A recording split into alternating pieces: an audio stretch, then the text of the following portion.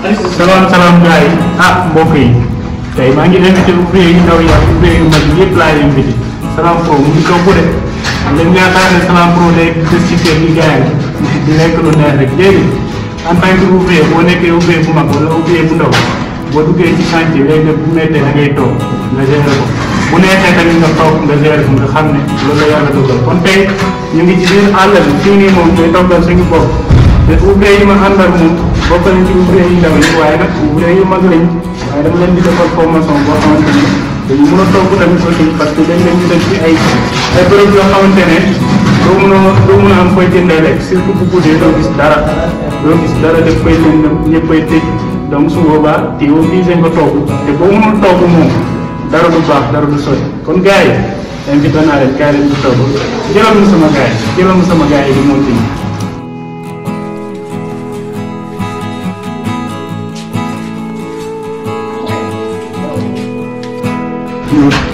voilà gars yi comme ni ma leen ko waxee fii moom tey ci guddi la ñu nekk ci guddi gi nii ci lendemaay bi di liggéey comme ni ma leen ko waxee fu nekk nii ñu ngi 2023 dañuy liggéey ba xaaju guddi amul liggéey ba 16 heures 17 heures rek wàcc da ngay liggéey pour nga mën a évoluer da ngay liggéey pour nga mën a avancer kaay leen mën dem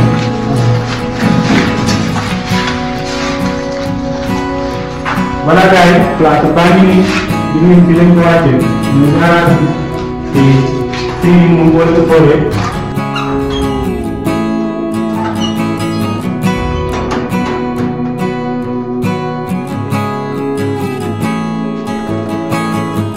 wala sama gars yi gis ngeen doo xoolee mbedd bi lépp dafa lëndëm doo gis dara dinañ gis poto lampe yi nii mais doo gis kenn koy jaay heure bii nii ñëpp koy tëj donc nag ñun dañoo obligé pour ñu toggal suñu bopp mën a dundal suñu bopp xam nga kon képp koo xamante ne estafet nga wala ouvrier nga muy ko mag wala ko ndaw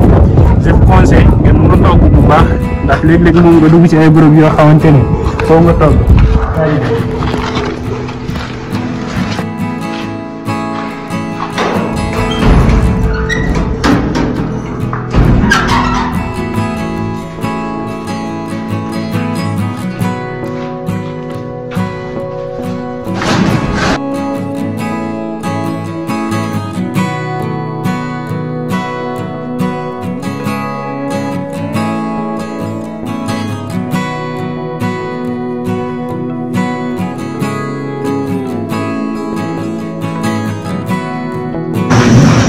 inshallah dinañ leen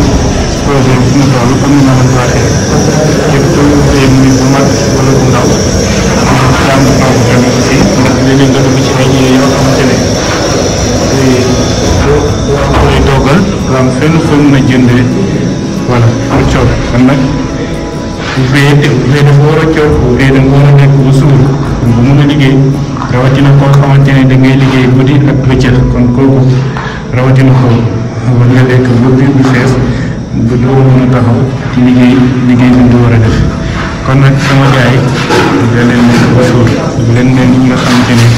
dañuy bëgg dégg xaalis mel ni sama mbokk séeréer yi ba téye biir bi ba ñële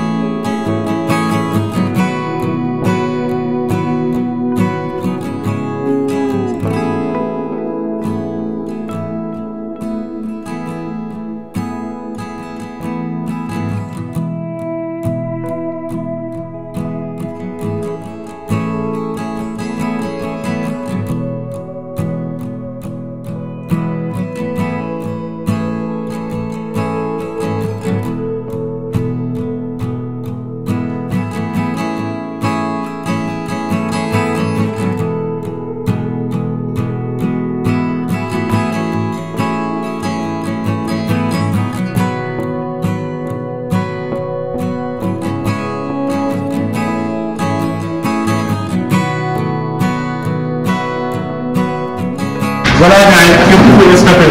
man lay lancé défi da leen toogal seen bopp bu leen duggee ci chantier ci àll bi da leen toogal seen bopp bu leen xaar kenn di leen toogal wala bu leen xaar kenn